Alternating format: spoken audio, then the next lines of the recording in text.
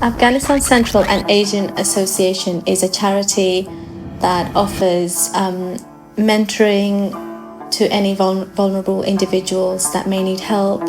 They offer child support to anyone who is unable to work because they have children to take care of.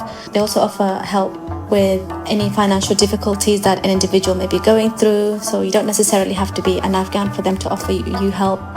Fashion in Afghanistan has become a statement piece of art and talent for many. Being unable to have a decent education or restricted to work has opened the doors to many young Afghan girls and women, specifically through the means of sewing and designing clothing that is both fashionable and modest. Traditional Afghan dresses are very tribal and ethnic. They are designed to reflect the Afghan culture with their fashion, in essence the love for vibrant colors, especially black, green and red, which represents their country's flag, or the use of coins in their dresses to incorporate their money currency and famous leaders who are engraved on the coins. The long-sleeve dress that was donated to Gunnersbury Park Museum recalls traditional luxury Afghani designs worn by women. They usually consist of a long, loosely fitted dress which is tightened by the waistline or is worn with a belt. This particular dress is worn by Afghan women and reflects a particular style worn on special occasions like religious holidays and/or weddings. Guests attending a wedding will also perform the atan. This is a celebratory traditional dance that follows the rhythmic beats of the tabla drum and allows the traditional Afghan dress to open up as the dancer twirls. Overall, it is important to note that the materiality of garments often holds a cultural significance in any country. This specific garment exemplifies how components of the dress represent an important part of Afghan culture, from the materials used to the hand-stitch embroidery and the style of the dress. In addition, culture and religion play a crucial role in shaping identity. In this case, beyond a religious perspective, wearing traditional clothing like the one that was donated to Gunnersbury Park Museum creates a sense of connection to the cultural roots of those living here in the UK. More importantly, it expands our worldview of what is deemed fashionable in different cultures. So Trinjan is a charity group led by Asian women. It's led by the founder, Mahindra, and my mum, Mindu Baines. It's a fantastic charity, and the charity that they actually give money towards is the Mulberry Centre. They host many events throughout the year to gain money for the actual charity itself. Right, the ceremonial outfit. It's one of those things that it's very special. It needs to be special. So when you go to this wedding, you're going to have to dress up. You're going to be, in some ways, regal. And that's how I felt wearing that outfit. That outfit made me feel not just regal, but important. So where did that outfit come from? Well, that outfit came from many months prior to the wedding itself. We went to Delhi, New Delhi in India, near a town called Janakpuri. We were told about there's a particular place where you'll find great wedding outfits per se. And then there was one particular shop that I remember seeing, and there was a mannequin on the window, and it had this great Sherwani suit, and it looked absolutely amazing. It just made this mannequin look alive and regal. So I saw this suit on the mannequin, and I said to my mum, that's the one. When you get that first impression of something and you feel really good, or you feel something at the back of your neck, goosebumps. That's what I felt with that. We went inside, we tried it on. It was a little bit tight, to be honest. I said, don't worry, I've got 6 months. I'm going to lose the weight because I want to wear this particular outfit for my big special day. 6 months later, the outfit comes back. My mother actually traveled to India, New Delhi, to pick up the outfit. I think this is about 3-4 weeks before the actual wedding itself, and then comes back. And I don't even try it on. I want to basically just try it on the very first day that I'm going to wear it. So yes, I wore it actually on the day itself. That was the very first time I actually wore it properly, and it fitted, let's just say, like a glove. I looked amazing. I'm proud to say it was obviously there was the garland as well that comes along with it, the sera, which is the headgear as well.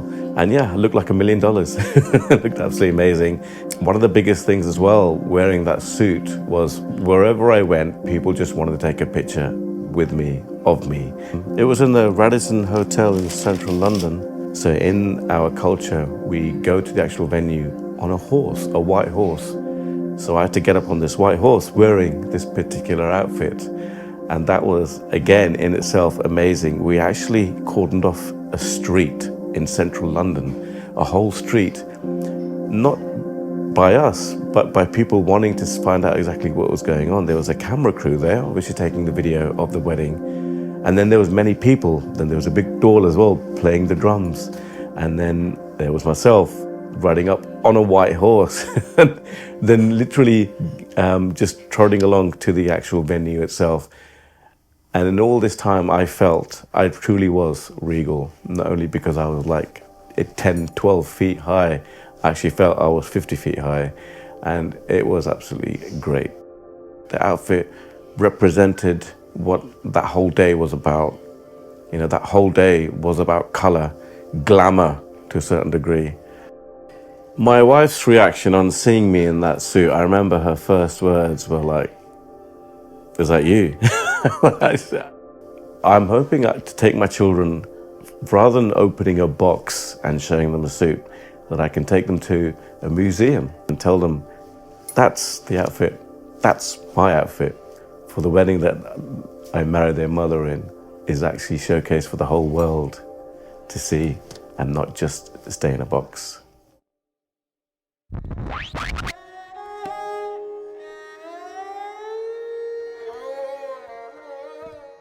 Fulkari, which literally translates to flower work, is a unique style or technique of embroidery originating from the Punjab. It is a form of craft in which embroidery is done in a simple and sparse design over shawls and dupattas or chunnis. Fulkari work is done with untwisted floss silk yarn called butt, and typically produced with the use of darn-style stitching on the wrong side of the material. The embroidery was originally made on hand-woven coarse cloth called khadar. Originating in the 15th century, it's a rural handmade embroidery tradition started by the women of Punjab and is also known as the folk embroidery of Punjab. It's a dying art which was almost lost following the partition of Punjab in 1947. Fulkari motifs and designs were passed down and continue to be passed down from generation to generation by word of mouth. Thus, each family had its own characteristic style, and with practice and experience, each woman was able to develop her own repertoire and creative practice. And so Fulkari became an expression of the embroiderer's feelings, hopes and dreams. For instance, through a pair of peacocks, the women of the Punjab described their personal life and relationship with their spouses. A drooping plumage signified a sad relationship or distance.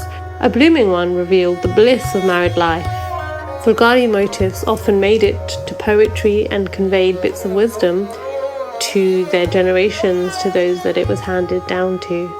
The birth of a girl marks the beginning of the child's grandmother creating the Fulkari piece to give to her granddaughter. It was a way of communicating and passing down her history, her experiences through the generations. Fulkari itself is more than just a handicraft. The threads of Fulkari are inextricably linked and tied to the history of Punjab. This Fulkari piece was handmade by my dadi, or my paternal grandmother, Atma Kaur.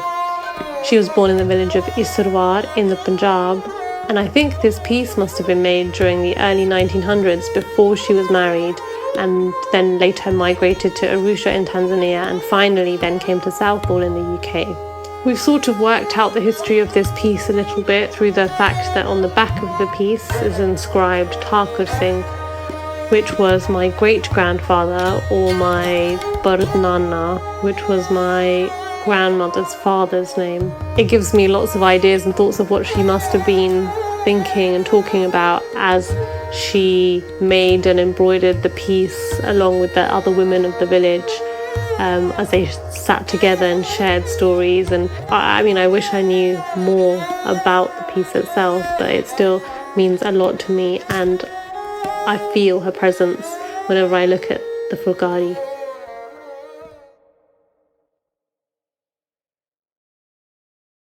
Hello, my name is Chizuru Igling, and we have been touched with Garnersbury Park with Himawari Japanese Dance Group.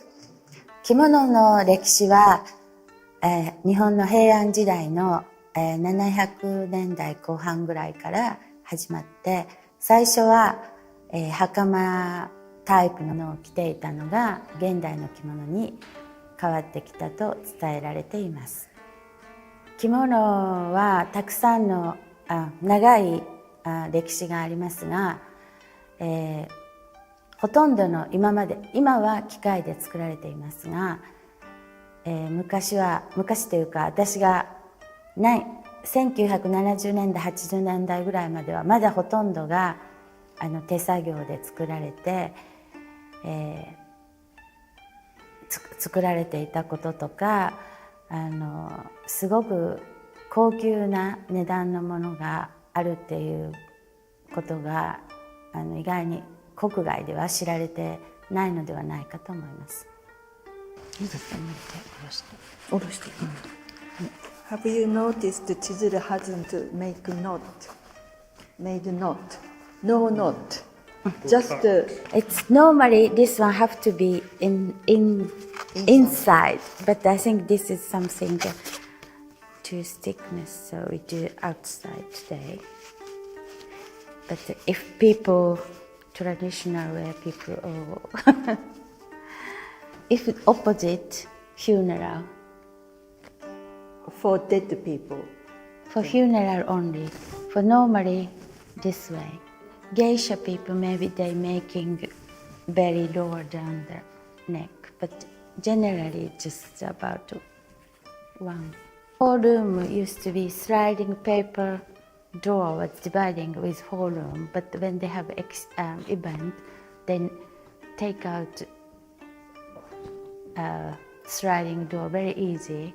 This is gentlemen's kimonos, under kimono, but they think it's cool. They have like something hidden place as a pattern. Depends. Sometimes probably plain, but some are like more like a dragon patterns or. This is, I think it's my father used to have, and gave it to my husband. But he's too tall, so could wear like a dressing gown, but it's all silk, so I just kept it safe, inside. Probably 70 years or around that age, so maybe 60 years. I think it's also hand paint, because my auntie had only boys, so she gave it to me.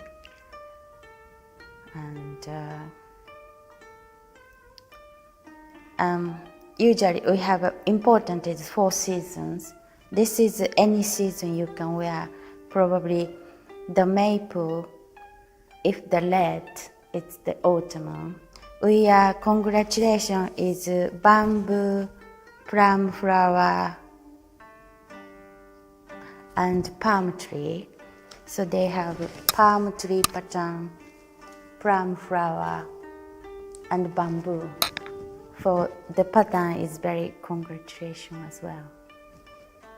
Probably she wear for their family wedding, but she said I don't wear anymore, so she gave it to me. Kind of vintage age, 60, 50 years old. This, like here has 3, but never, if it's a machine, this tree pattern, it's going everywhere. But you can see all different. So this is called Tomesode kimono. Has each family crest. 1, 2, 3, 4, 5 in front. This is getting old, probably around also from 1970 paper, and the paper, wrapping paper called tatoshi, and I think that they especially always even string is made by paper. And then this is a kimono belt for the 着物を着る機会はだんだん少なってきましたが、私の祖母の世代は日常にたすきをかけて着物を着てエプロンをするというようなことがありましたが、今ではみんな、洋服になってきましたが、まだ結婚式やお茶会やといった特別な機会では着物を着る機会がたくさんあります。4つのシーズン、四季を感じるのがとても大事で、着物のいろいろなところに四季折々の模様が入ったものを選ぶ、またはどのような着物を選ぶかによってその相手に対する感謝だとかマナーだとかたくさん細かいルールがあって。We have a ceremony 七五三 from girls 3, 7 and boys 5. I think it used to be many babies died in young age, so they congratulation to 3 years, 5 years, 7 years for children.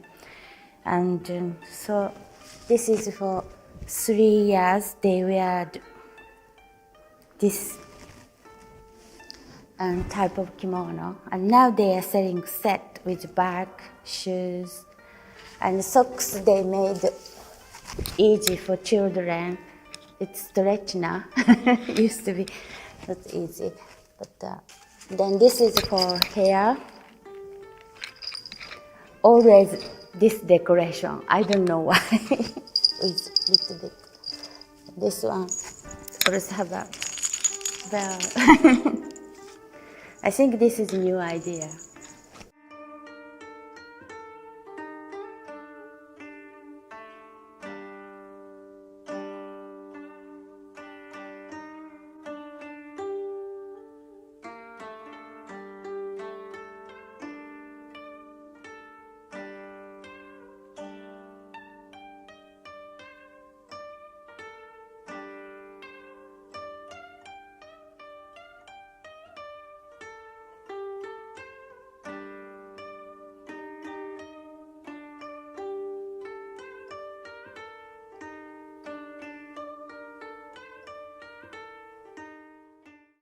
いつかゆっくりお話できる時があればいいと思いますし、また皆さんも専門家の皆様に聞く機会があればいいかなと思います。